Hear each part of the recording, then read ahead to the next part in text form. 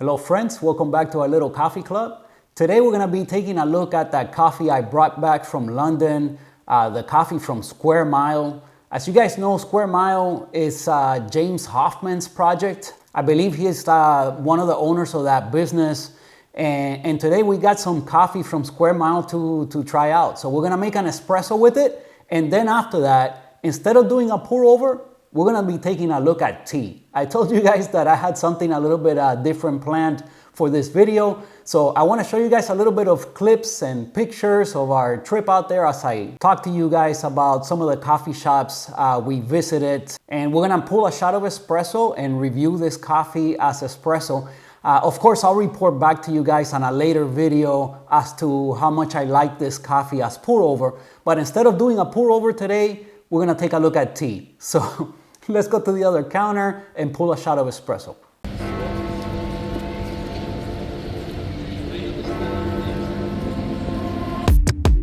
Keep it up one more minute. Keep it up, you're so great. Standing, talking, you got me checkmate. No one's watching or nothing. I have cleared out the room, also that you can get to be the big spoon. Ooh, cuddle me blue. Take me to the edges of you. Ooh, ooh. Cut through every little inch of my skin. Baby, I will let you in. Ooh, ooh.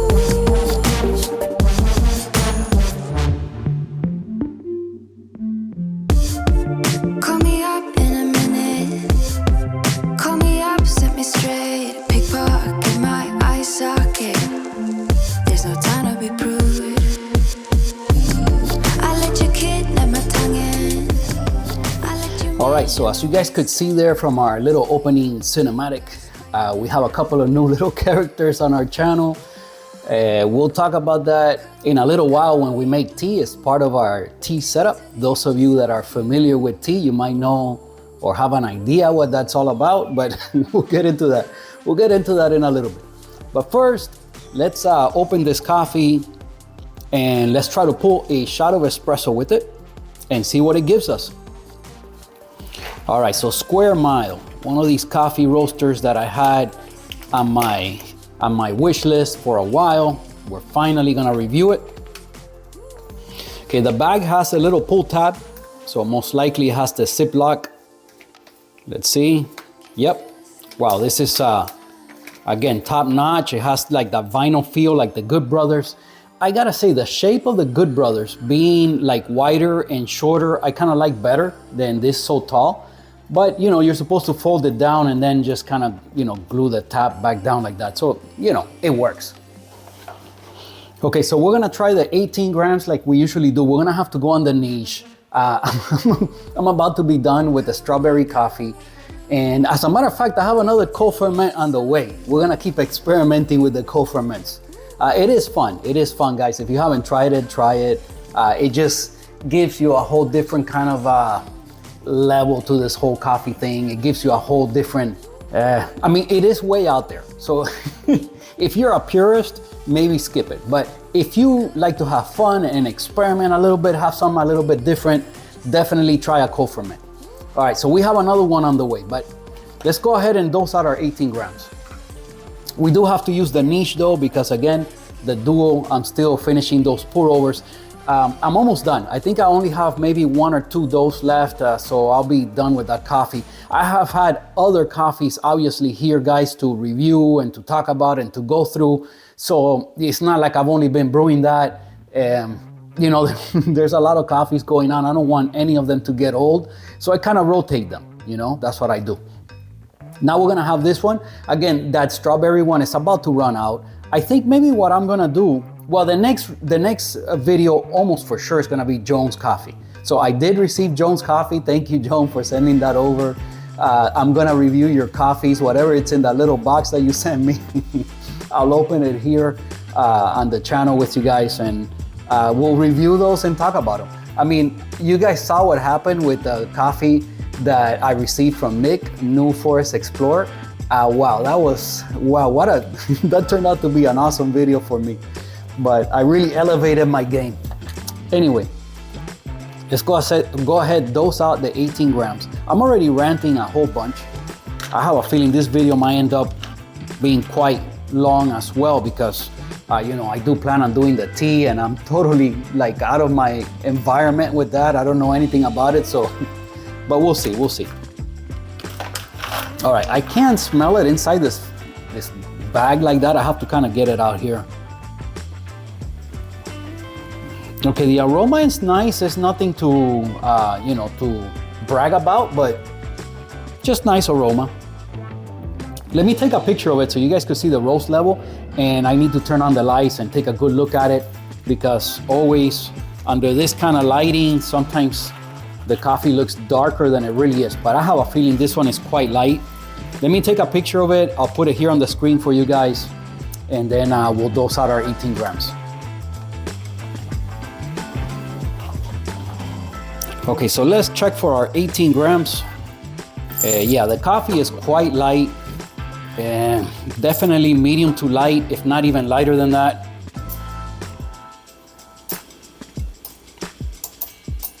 Okay, let's see where we're at. 11.5. Let me keep it tidy.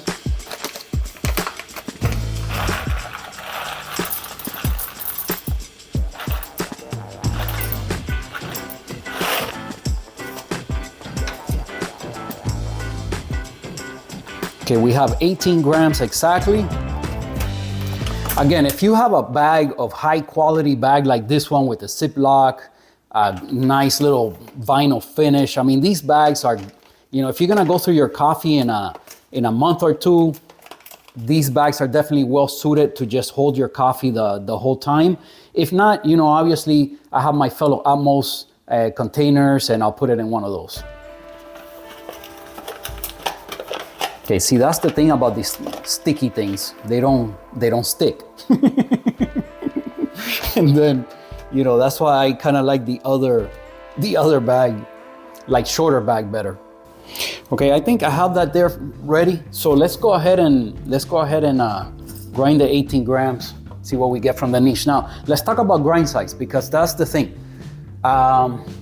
This thing, okay, forget about that. I'm not even gonna try to stick that no more. Okay, grind size. Last time that I think I recorded a shot of espresso, I believe that's the video where I didn't pay it no mind and I just ground it wherever, and then the machine, it didn't choke, but almost. So today we are at, I think where we ground that coffee last time. This one being way lighter though, we're gonna have to go finer for sure.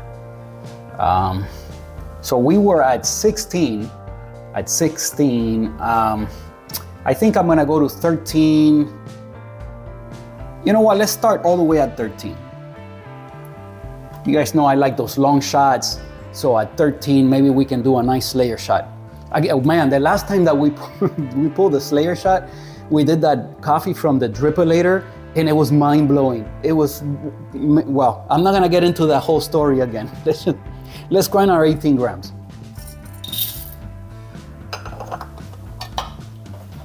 So there you can see the roast level again on the coffee. You can see we are at 13 grind size. So let's go for it. Let's see what we get.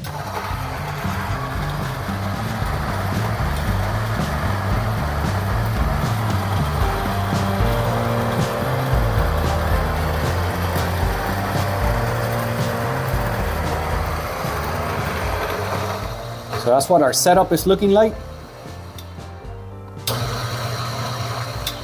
Oof, that coffee smells great. You see, like when you, in the bag, not a lot of aroma. Now that I ground it, oh, now I'm getting that aroma. It's wonderful. Wonderful. That's one of the things about the co-ferments. I've said it, but wow, the smell in the bag and when you grind it is no bueno. So we lost a 0.2. You know, we haven't done bellows for a while on the niche. We're gonna do it today. Usually 0.1, 0.2, I don't worry about it. I don't know, for some reason today I wanna Go ahead and do the bellows. Let's see how much we get out. So we were at 17.8, let's see now. 17.9, so we just got a 0.1 back. So, but anyway, we're gonna roll with this. It's even fluctuating between 9 and 8, so we're only missing like a 0.1, and usually 0.1, 0.2, I don't worry about it. So we're gonna roll with this. Okay, I believe I have the focus locked again. All right, so we shall continue. First, let's fluff up the grounds in the cup. Man, this coffee, once you grind it, it does have a good aroma. That is nice. Yeah, you could, you know, even in the aroma, it just gives you that feeling like of the coffee being roasted lightly, because it's different, you know. If you know, you know. How do I describe that? But the darker roast, when you grind the coffee, the aroma it's quite different than these lighter roasts. And on this one here, it's very apparent.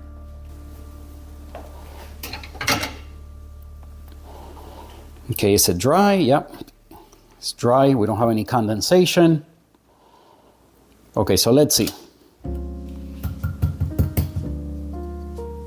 All right, I did well with this again.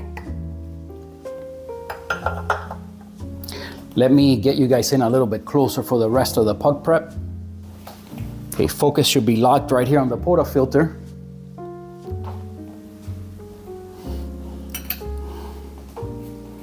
Okay, let's do some WDT.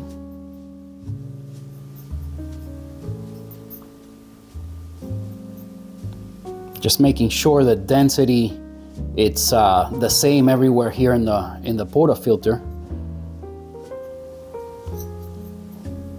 Because the coffee was extremely fluffy looking. Obviously, it's one of the reasons why I fluff it up in the cup. By the time I put it in the portafilter, it's already fluffed up. There's no clumps, anything like that. Besides, if you have a good grinder, you shouldn't be getting a lot of clumps anyway. Okay, today we're gonna try to tamp once again with the Pasado tamper, and that is challenging for me. I have improved a little bit with it, but I still don't do a great job. Again, it all has to do with this beveled edge that keeps me from kind of feeling when I tamp down and keeping it nice and even, straight. Let's see. See, it's even hard to tell like this, but I think it's quite off. Yeah, I think right there it's even, but man, this is challenging. I don't know how what's the point of this beveled edge? I don't get it. Like, why doesn't everybody use the same edge like the Lelit one? Because here when you tamp down, you could tell if it's straight. As a matter of fact, let's see just to see if it's straight. Yeah, you see with this one, I think it is straight. With this one, I can definitely feel around the edge and I can tell. With the other one, it's just, you can't really tell. You know, I've talked to you guys about that many times. So let's come in with our puck screen. Let's lock in and let's see what we get from this. Now, my typical Slayer shot is about 30 seconds between 2 and 3 bar, okay? Like a long pre-infusion. And then we ramp up slow to 9 bar and pull the shot for around another 30 seconds. Ideally, that's what you want to get. We'll see what we get from this right now.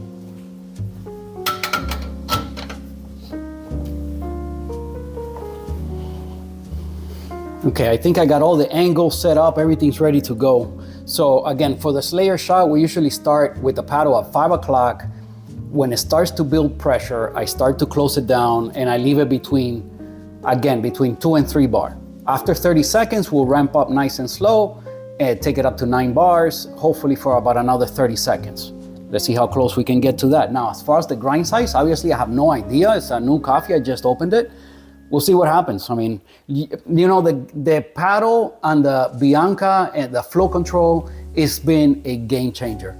It just gives you these really sweet shots by being able to run the pump for more than a minute, do these long pre-infusions, and with the flow control, you can kind of make most of the shots work. I mean, it's just, it's just like I said, just like a game changer. Okay, today we're gonna be back on the Acaya again.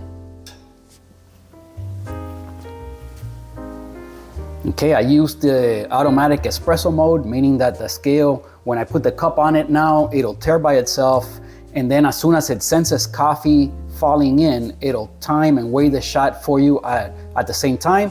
When you stop the flow, it'll stop the timer and it does everything automatically. So having that, automatic espresso mode is not a must. Obviously, I used to do it for many years. I just did it with, press the button when I start the shot and then just stop it myself and use for the timer, I use the phone. And you could do that. Get a $10 scale from Amazon and you're good to go. But it is nice to have. And I gotta say the Acaya is a really nice scale. I highly recommend it. Okay, so let's go for it and see what we get. Again, temperature at 95. I think that for this coffee being as light as it is, it's gonna work perfectly.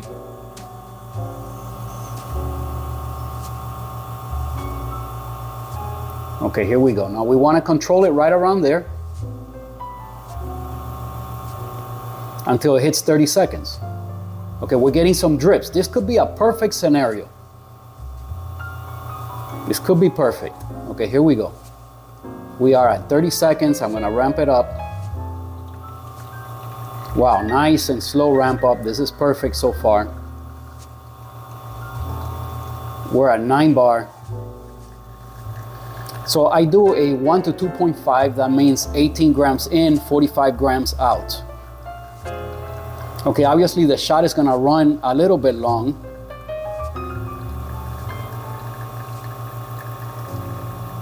Puck integrity is holding like really well. Okay, so we ended up just over 45.7, that's good enough. We have a total shot time of 63 seconds. Now I was looking for 60. So this is really, really close to what I wanted. Obviously this timer's at 41, that's from first drip because it started dripping before we hit 30 seconds. So that's why that ends up being. I hit things pretty much exactly what I was looking for. So let me taste it, and if the taste is good, then we don't have to pull another one. If it doesn't taste good, then we do another shot. So let me stop some of these cameras. Let me stop the Acaya so it doesn't keep on beeping. Again, I wish it had the little switch. All right, let's swirl it. These are the Propel glasses from Groove. They have some little winglets inside that stir up your coffee for you. So all you gotta do is swirl it. All right, let's give it a taste. Now again, before I even tasted the aroma, it carried right over to the cup. Nice and sweet and fruity. Very nice.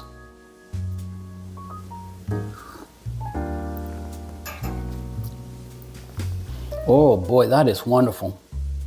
The taste profile is totally different than what we have from the Drippolator and what we have from the Congo Kivu. But that's why I tell you guys that, it's like ice cream and pizza. Sometimes you want one, sometimes you want the other. They're both equally wonderful. This is different. My overall prep, I was pushed to just pick pizza or ice cream. Okay, I had to pick just one or the other. My taste profile for straight shots of espresso is the other coffee, the Congo Kivu from Good Brothers, or that coffee from the Drippolator, which, I kind of want to say that it's the same coffee. But the taste profile is definitely almost the same. I don't know if they came from the same region or whatever. Supposedly one comes right from the Congo. The other one was, where was it? I don't remember where the Drippolator one was. Oh no, that's right, I didn't know. I know it was an Ethiopian, that's right. It was an Ethiopian coffee. But I didn't know exactly what it was. All right, so here we go. Let me taste it again. Yeah, wow, totally different than the one from the Drippolator or the Congo Kivu. But it's a delicious shot of espresso. Acidity is very well under control. Just wow, really nice. Let's take it over to the other counter and talk some more about it. All right, here we go. Coffee from Square Mile. Cheers. I hope you guys brewed something tasty to go along with me on this adventure.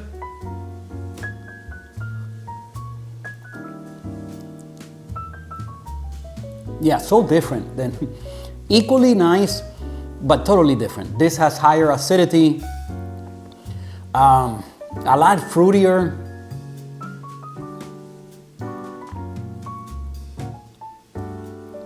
Brighter, just more like just fruitier is what I could say. Maybe a berryness, maybe a winey kind of thing going on.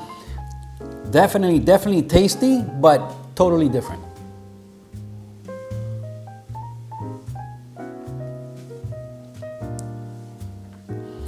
Okay, so what do I taste? Definitely like a fruity coffee, like a wininess to it. I don't know what that could be. What else? A good level of acidity. I wonder how I'm gonna like it as pour over. I have a feeling as pour over is gonna be a champ. Great aroma.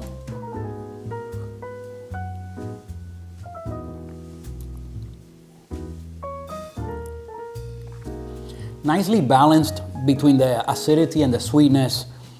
You know, there's no bitterness here whatsoever. And even, you know, the acidity is still quite high. So although I pulled the long shot, you know, if the coffee's light enough, a lot of acidity will still remain. You're gonna really like it.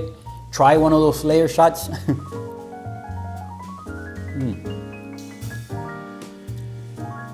Yeah, so let's see what it has. So that's what I'm gonna say. It's definitely quite a light roast, a fruitier coffee, like a wininess to it. Tasty. All right, let's take a look at the tasting notes. Now, I do a lot better, guys, at guessing at the tasting notes when it comes to pour over versus espresso. Espresso is a lot more difficult. The flavor is like way more concentrated, more intense. It's just harder to pick out, at least for me. Obviously, there's experts. I'm nowhere. I'm just some dude. Okay, I'm not an expert. So people could do it. I'm not one of those people. I can kind of guess at it. You know, I'm pretty good at guessing whether it's like a citrusy coffee, fruitier. This is definitely fruitier, like berries. Yeah, it doesn't have like that, like very high acidity that gives you that citrus note, like grapefruit kind of citrus. It's definitely not that.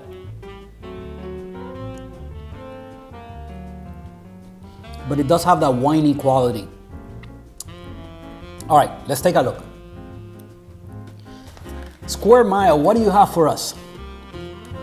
All right, Peru. It's a Peruvian coffee, El Cerro. It says plum, praline, and pear. Praline, so you know that we can attribute the sweetness to praline, pear, and plum. So you know, definitely fruity. You know, instead of plum or pear, I would have definitely thrown maybe grapes, like green grapes. Maybe that's where I would get my like wininess to it, or maybe some kind of wine, you know.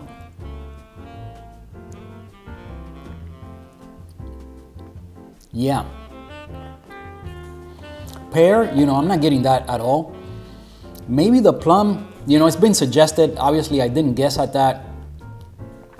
It says a washed process, a washed process Caturra variety produced by Efrain Carwajok. Okay, I'll put the little label here on the screen. We'll leave it at that. So, Cajamarca region. So yeah, definitely single origin. Tasty coffee, fruity, nice, like I would say like grapes and like wininess to it. Definitely nice acidity, but very under control. Maybe also it was the way I brewed it that gives it more sweetness, less on the acidity. If you want even higher acidity than this, then obviously you would want to brew it faster. So maybe don't do a layer shot, just do your your normal process. If you know, get something like this and it's giving you like a lot of acidity, like wow, this is like a smack on the face, then that's when you definitely want to extend your brew time, go for those longer shot times. Try the Slayer shot. I think it's wonderful. Man, I'm telling you, the flow control on the Bianca is game changer. Look at like almost every very first try. Obviously I have an idea as to where to grind a light roasted coffee on the niche. So you go for that, and then with the paddle, you just make it work. And doesn't always work, and sometimes the shot you might not even be able to drink it, right? But it's rare. Most of the time you get at least a decent shot that you can drink it. You don't have to throw it away. And then you dial in from there. So yeah, that's my, I've talked about that so many times already. Sad to see you go, buddy. All right, let's go to the other counter. Oh, before we do that, let's talk a little bit about the London coffee scene. Okay, so this coffee, the one from Square Mile, it came from Proof Rock. Proof Rock is the name of the coffee shop. It's a little bit out of the way. And unless it's if you're a huge James Hoffman fan like I am, then maybe it's worth going out there. But other than that, it's really, I can't say it's worth it. I have to say, the coffee shop is not, it's not beautiful. Okay, let's say it's not bad, but it's not like a beautiful coffee shop that is worth driving out there. Like here in Miami, we have, it used to be called, I have a review on the channel on this place, so you can look through the coffee videos and you will find it, or comment below and I'll give you the link. What was it called? It used to be called The Alchemist. Now I think it's called Wonderland now. I haven't been to it for a while, but it's worth driving out there because it's just such a different place. It's awesome, and they have good food. Yes, definitely. If you live in the Miami area, or if you visit Miami, try to make it out to Wonderland. It's a wonderland. Anyway, I thought it was super cool. Also, the airplane one, I showed you guys a few videos back when I tried to go there, and it was just too packed. Maybe I'll try to revisit that. But we do have a few interesting coffee shops that is worth going out of your way. But Proof Rock is not. It's not. But if you're a big James Hoffman fan like I am, then it's worth going. And it's one of the places you can go and pick up coffee from Square Mile and just buy it there and bring it home. So for me, it was worth it. But I can't say I would recommend, unless you definitely gotta have a bag of Square Mile and you don't want to order it online. You want to pick it up in London. Okay, so that's a reason to go to Proof Rock for. The coffee was very average. As a matter of fact, the coffee that I had, the shot that I had at Honeybee here in Tennessee, it was the best one that I've had probably anywhere, and it was way better than anything that I had in London. But I gotta say, the coffee that we had, and I had a milk drink. I also had regular pour over. It was nothing very special, I gotta say. It wasn't. Yeah, I don't want to say anything, give you the wrong impression, because it was nice. But the thing is that it's out of the way. It's not like you could be walking around all the other things and go there. We had to take a taxi, and it was quite a drive and kind of expensive if you have to go on a taxi. So, you got to consider all of that. Now, one thing that is different about them is that they have table service. That was kind of cool. They serve you at the table. You can, ask for whatever drink you want, and pastries or breakfast. And they do have a nice menu. You can go for breakfast there and have a nice breakfast. So, but at the same time, being that it's out of the way, I can't, I don't want to mislead you guys and, and go there and then you're a little bit disappointed. It's, it is what it is. The best coffee that I did have on the trip was from Watch House. Watch House was a coffee shop that was recommended to me by the people at Niche. They said to check out Watch House, and I went to more than one. There is several, and they are in the main areas. You don't have to go out of your way to go to it.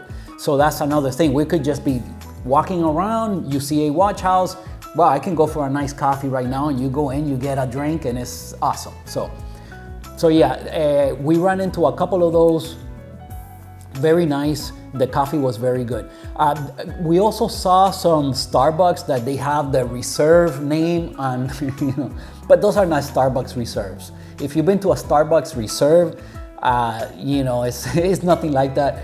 But the thing is that at these places, when they have the name, the Starbucks Reserve, even though they're not like a reserve, but they do, you can't get some of the same services and products that they offer at the Starbucks Reserve at some of these Starbucks. And in that sense, it's great. It's a nice thing to see as far as the London coffee scene. But they deserve to have a real reserve. They deserve to have a real reserve. Okay, so that would be nice. But these places, you can buy the specialty coffee.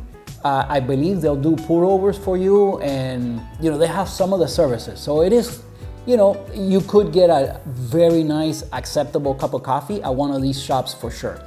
So you got the Starbucks, the ones that say Reserve on them. You have the Watch House, Proof Rock, if you don't mind going a little bit out of your way. Again, if you want to have breakfast and you want table service, it's a perfect spot, so go for it. So, in London, there's tons of coffee shops. I mean, wow, we ran into a bunch of them. Hopefully here I was able to show you some pictures and maybe a couple of clips of some of the places so you can get an idea. But definitely tea is it's a thing there, and I gotta say that I came back with a renewed interest in tea, and I've been looking into it. And now that's what we're gonna do. We're gonna brew some tea, and I'm gonna share with you some of the things I've learned, which is very little. So take everything with a grain of salt, okay? But I'm gonna talk to you guys about some of the things that I've learned. So let's go to the other counter.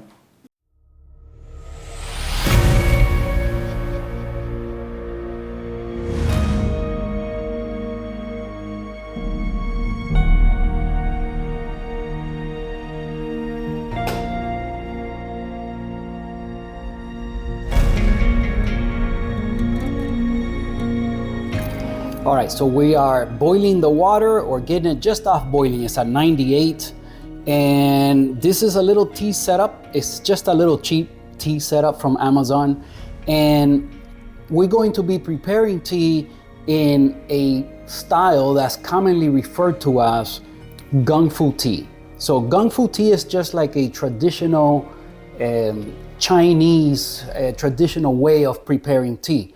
The two most common styles of tea preparation is Gung Fu tea, the Chinese or Eastern kind of style of preparing tea, and then there's the Western style of preparing tea, which is what we are all more familiar with, where you put basically like boiling water into your tea kettle with maybe 3 or 4 grams of tea leaves, and you steep that for like about 3 minutes. Then you pull out the leaves and you have tea.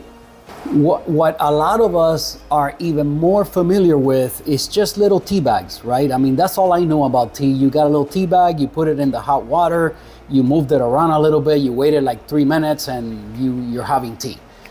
In some cases, even less than 3 minutes, because what you have inside the little bags is basically just a lot of dust and like broken up little leaves, and your tea will quickly get over extracted if you leave it in there too long. So, and it gets over extracted and bitter. So when it comes to loose leaf, whole leaf tea, things change a bit. It's a little bit, it's kind of like going from like regular, store-bought coffee and getting into specialty coffee. In specialty coffee, things are handled a bit different with a lot more care. The roasting, maybe it's a little bit, again, they take more care into the roasting. They make sure that the beans are not all broken up, things like that, right? Things of that nature. Also in the tea world, it's kind of like that as well. You have like specialty stuff, and that's what this is. So although we brought back, kind of like souvenir kind of tea that we brought back from London, some of it to give to our friends, family, and some of them to maybe try and experiment with, right? However, since getting more and more into the whole tea thing, I figured, when I make my London video, let's get some specialty stuff. Let's try some like really good stuff. As you can see, these bags are not even open, and I am not familiar at all. I don't even know what I'm gonna find in here, okay? So I'll tell you a little bit about this. This is an oolong tea. And again, this might not, some of you tea experts out there might see this video and say like, oh, that's not even like a high end. I'm not saying it's high end, but this is 3 ounces of oolong, real whole leaf oolong tea. And 3 ounces, I think, was about $30. Okay, so either 30, 40 bucks, something like that. So we're talking an ounce is $10. So, it's not cheap. Again, but in the tea world, it's even more expensive than the coffee world. It gets crazy, okay? So I also got some Earl Grey just because I like it. This is just one of those teas that I like. Now, when it comes to Earl Grey, I believe Earl Grey is a black tea. Okay, so it's a black tea, but it has other additives. Earl Grey, I believe, has like an oil in it and maybe something else. So it's not just the tea leaves. As far as this oolong, I believe it's just, and correct me if I'm wrong, guys, but I believe this is just regular tea leaves. Now, the processing that goes into making oolong is more extensive than, for example, a white tea, which is the least processed tea that there is. Then you have the green tea, which also doesn't take very much processing. Then as you go down the line to your oolongs, which is there's a wide range of oolong teas, or to the black teas, those are at the other end of the spectrum. And the processing gets really, involved, let's say. There's a lot to it. So, I thought tea, you just clip the leaves and let them dry out or something, but it's not that simple. There's a lot of work that goes into it, hence the price, okay? So, but yeah, it gets pretty crazy. I've been trying to learn about it, and, we're gonna try to prepare this. I don't know, this is my second time attempting this, and the first time with like this stuff, okay? I tried it once with the other stuff and kind of like see how it works. So I could be making a lot of mistakes here, guys, so take it again with a grain of salt. But I figure it'd be kind of fun and an experiment, so let's just get into it and let's see what happens, okay? So I'm gonna try to make this oolong tea, which I can't wait to taste this stuff. Okay, let me put the other one off to the side. Let me make sure my focus is locked. Okay, yeah, focus should be locked there. Now, when you're making gung fu tea, you use a lot more leaf, let's say. So let's say that for a Western style of tea brewing, you would use, 3 or 4 grams of leaf and, steep that for like maybe 3 minutes, and then you pull the leaves out and you have your tea. With this style of brewing, you use maybe double that, maybe even triple that amount of leaf. So I'm not gonna weigh it. I'm just gonna put some leaves in there, kind of fill the pot to, I don't know. But we'll see how this goes. But you are supposed to use more leaf, and you do a bunch of different, how do you call it? Infusions, right? You do a lot more infusions. You pour water, and well, you'll see in a second. Okay, but let's get this stuff open. It does have a ziplock, which I do like that already, so I can just keep it in here.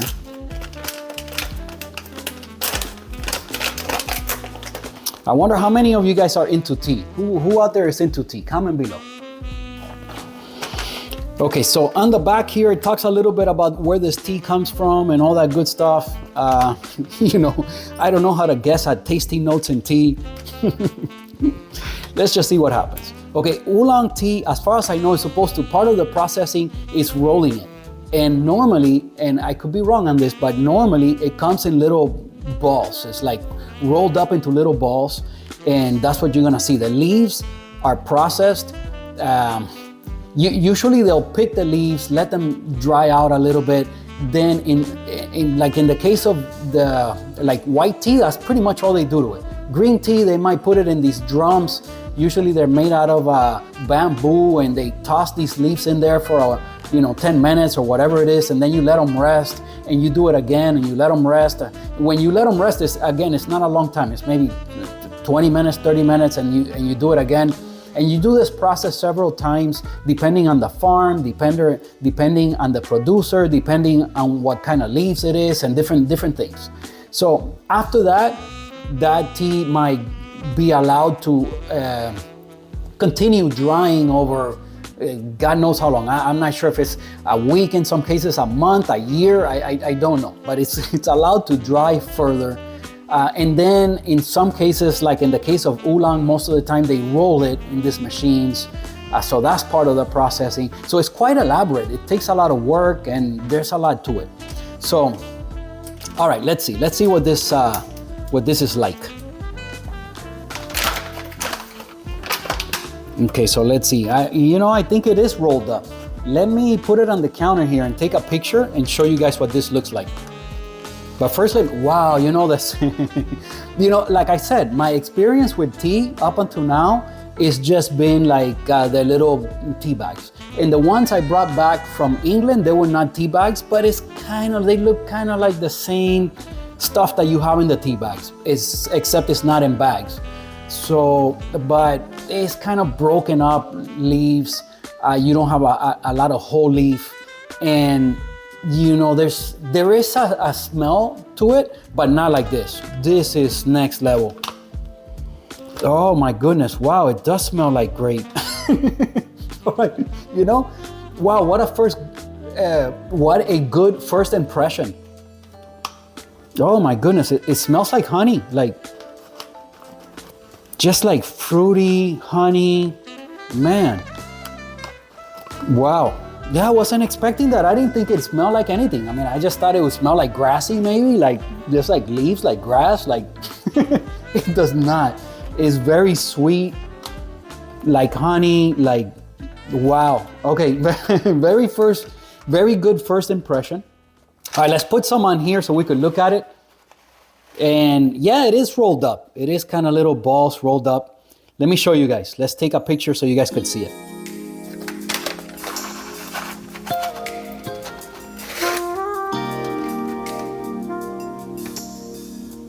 Okay, so there you see it, guys.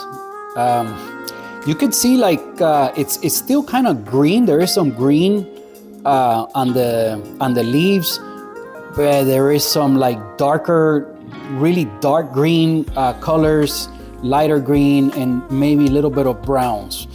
Maybe on a picture you'll be able to tell better, but wow, and just a great aroma. So I'll put the picture right here so you guys could see it. Wow, after smelling that, now I'm even more excited to trying it. Okay, so like I said, I'm not gonna weigh it. I don't think Gung Fu tea is supposed to be that technical in that way. I think you kind of depending on the tea you're brewing, you dial in kind of like coffee, and it's part of the whole thing of becoming like a master at it. I think that's where the words, kind of the deeper meaning of the words is to becoming like a master through self-discipline. And you guys you guys that know, like I said, I'm just learning about it and I'm definitely not a master. All right, but we're gonna put all these leaf in here. I think this is more than enough for this small little pot. If you were to empty out one of those little tea bags on your counter, it would just be basically, most of it would just be dust. But here, there's very little dust. There are some small particles, but very little. I mean, very little. So, all right, so we got our leaf in there. Just smells great. Okay, so let me change the little setup here a little bit. Put some of these things off to the side. Now, I know that there's a way of kind of handling things and the way you do this, and I don't know anything about that. I understand. So, don't go crazy on me on the comments. I understand I could be making some mistakes. All right, so here's the thing about the little animals. Let's talk about the little animals. So this one here is a turtle, as you could see. So we have a little turtle, and the other one is my little fox. So we have a turtle and a fox, and these are called tea pets. Okay, so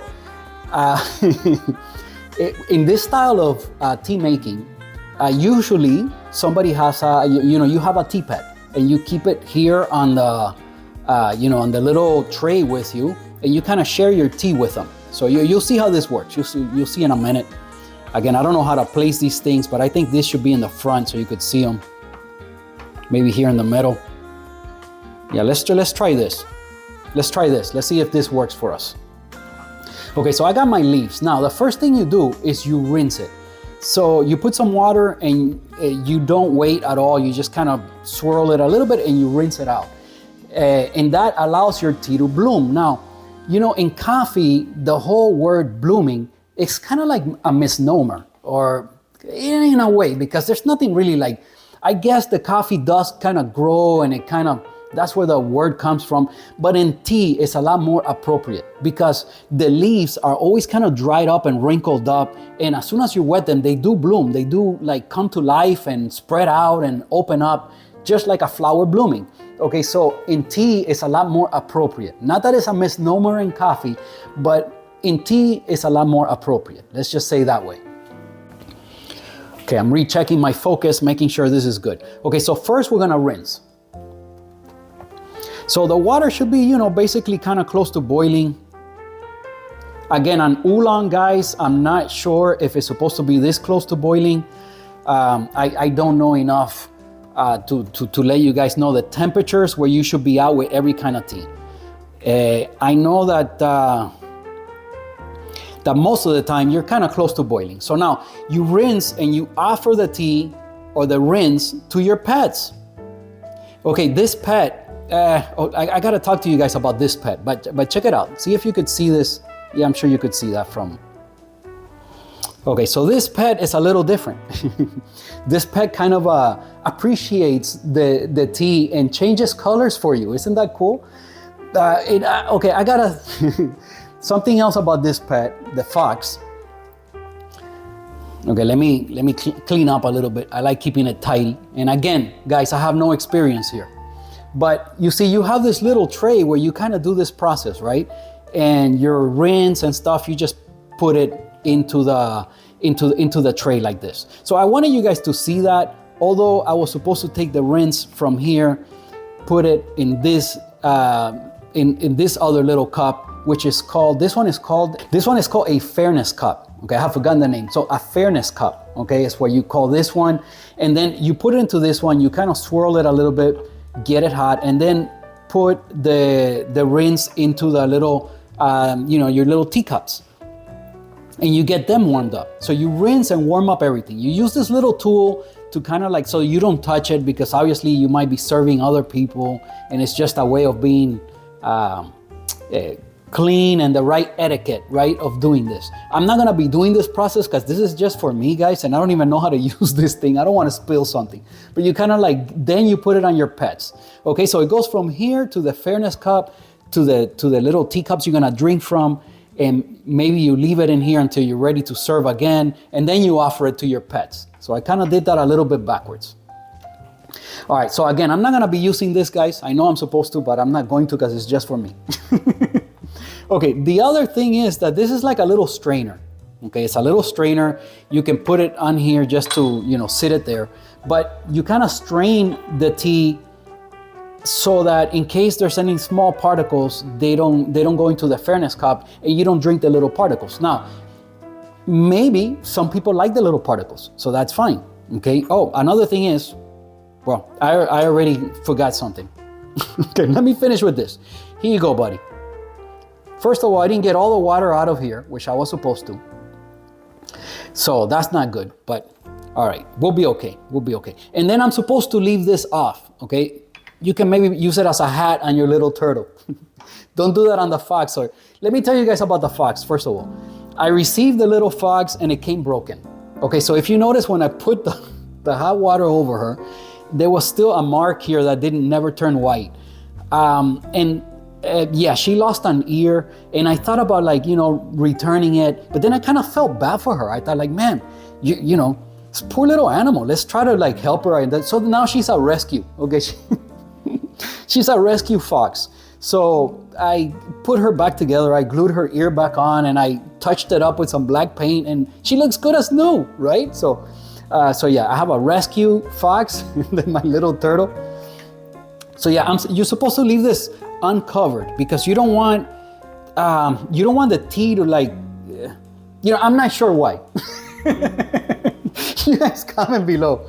Okay, but I know you're not supposed to leave it covered. And then you're supposed to smell it once it's been rinsed.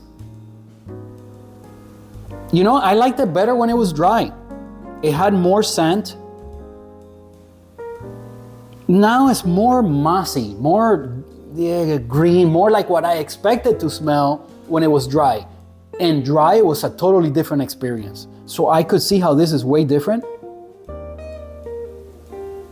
Yeah, there's still sweetness, but now it's more grassy, more like mossy, which is what I was expecting to smell when it was in the bag, but it was nothing like that. All right, so the leaves now, I can see inside. I don't think I can show you guys that, and I don't want this video to get like super long. Maybe we can talk about this subject again if you guys like, you know, comment below, we'll get into it some more.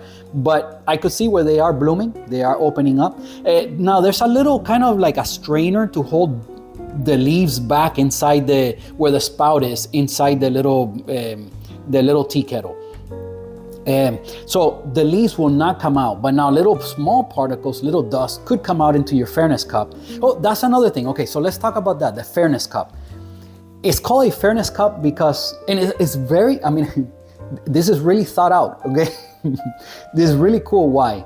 You know, when you can imagine when you brew the tea and you pour it out, if you went directly into your little teacups that you're gonna be drinking from, well, the flavor is gonna be more concentrated, most likely on the bottom. So whoever you serve first doesn't get as much flavor, and it's not the same flavor. So for there to be a fairness associated with it, right?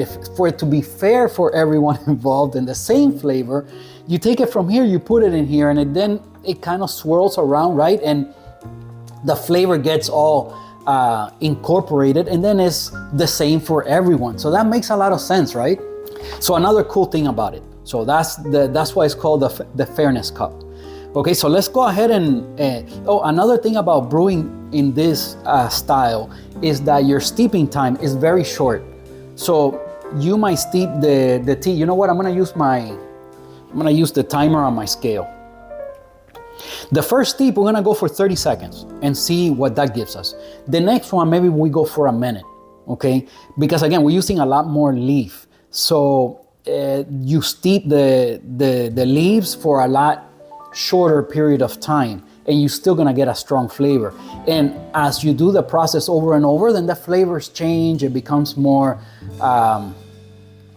delicate. The flavors become more delicate, and they change a bit.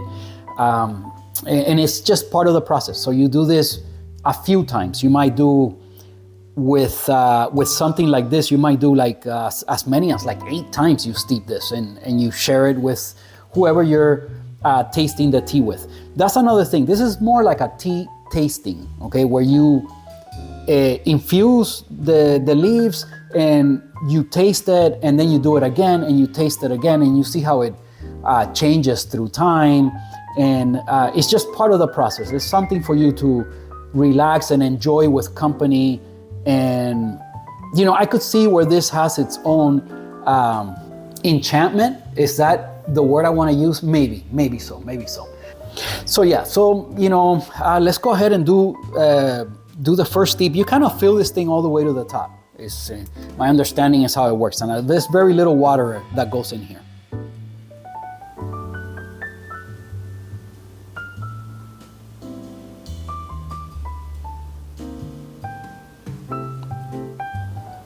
Okay, and we're gonna do 30 seconds. We're gonna do 30 seconds and see what that gives us.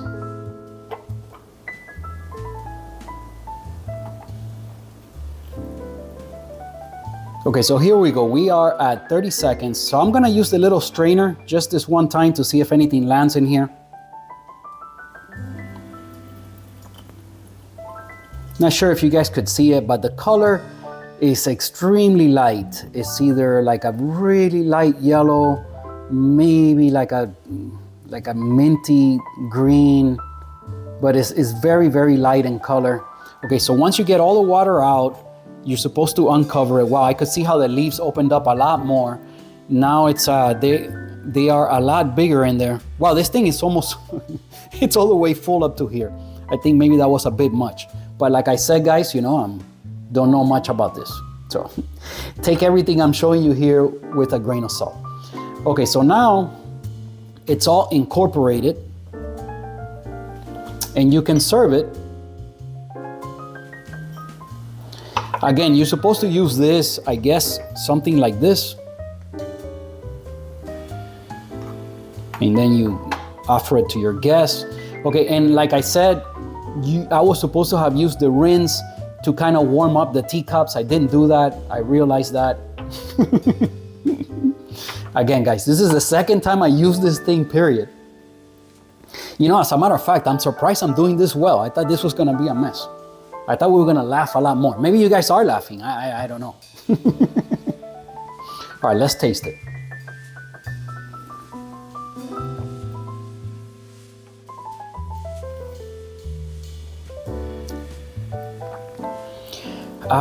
You know, there's a sweetness to it, but it's very like delicate in flavor. There's not a ton of flavor. Again, guys, I'm used to like processed coffee with a lot of punch.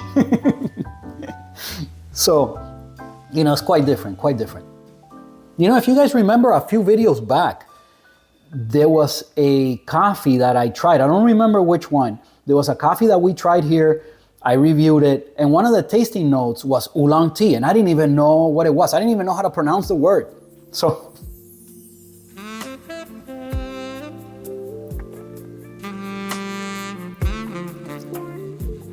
it's nice. It's fruity. There's no bitterness whatsoever. There's no acidity. It's just like some sweetness. Like if it had a couple of drops of honey in there. That's what I'm gonna say. Does it taste like green in any way? You know, no, I gotta say it doesn't.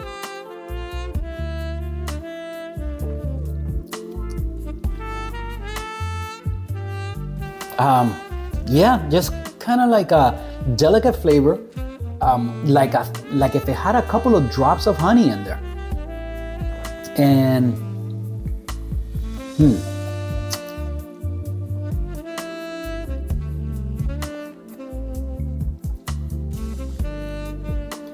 like a fruitiness. Let's say maybe a little peachy. Yeah. That's what I would go with. Touch of honey and like a very delicate peach flavor. There you have it. Let's see if this thing has any tasting notes for the fun of it. It says an oolong tea prized for its inherent cream and butter notes. Cream and butter. I don't get any of that. I got a little peachiness and like a touch of honey. Lower quality versions enhance these notes through aromatization. I don't think I said that word right. You know what? I'll take a picture of this and put it here on the screen for you guys. Ours is a true milk oolong with slightly roasted leaves that yield a light-bodied cup with sweet buttery texture and delicate floral aroma. Wow, I'm on board with the aroma. Light-bodied, definitely sweet, yes. Buttery, I don't know. I wouldn't know how to recognize that. It definitely doesn't taste like butter. Could that have something to do with the smoothness of it? Okay, interesting. Anyway, I'm glad I tasted it. I'm gonna keep enjoying this. I will steep it a few more times and see what happens. Obviously, I'm not gonna put all of that in the video. This is just, you know, we're just gonna touch on this subject, see if you guys enjoy it and if you guys like it. I'm gonna definitely enjoy the rest of this and hang out a little bit here with my tea pets. If you guys enjoy the video, please give it a like. Subscribe to the channel if you haven't done so already. Comment something below. You guys know that I do this for the engagement that I get from you guys. You know, if you guys were not leaving me comments and reaching out and stuff, I wouldn't be doing these videos. The only thing that keeps me kind of making them is the fact that you guys engage with me and I'm getting to know some of you guys, and I find that to be like super cool. So yeah, I'm glad you guys are part of my little coffee family here on YouTube. I appreciate you guys a whole bunch. Give the video a like for my rescued fox, and I'll see you guys next Sunday. Check it out, guys. I'm still infusing the tea and enjoying it. I'm putting everything away now, but I'm still having the tea. And you know, look at the leaves now. They're like completely fully opened. I pulled some out and took a picture of it so you guys could see. I'll show it to you guys here. I'm not using the mic, so maybe the sound is not great, but anyway, I just wanted to grab this last clip here to kind of show you. I've infused it already like I don't know, 3-4 times. It still tastes great. I got more out of it, more flavor by doing like a 3-minute long kind of infusion. So at around 3 minutes, it kind of opened up a bit and I got a little bit more flavor. Now when you smell the leaves, now they do smell a lot more floral. There's a lot more like a floral quality to them. And it's just wonderful. It's really, it was a really good experience. I hope you guys enjoyed this. I'm gonna have it a couple more times here, and then I guess I'll have to retire this little bit of leaves. But well, this was a very enjoyable experience. I do plan on learning a little bit more about this whole tea thing, and maybe we can revisit this at a later date. Anyway, guys, thank you, and I'll see you guys next Sunday.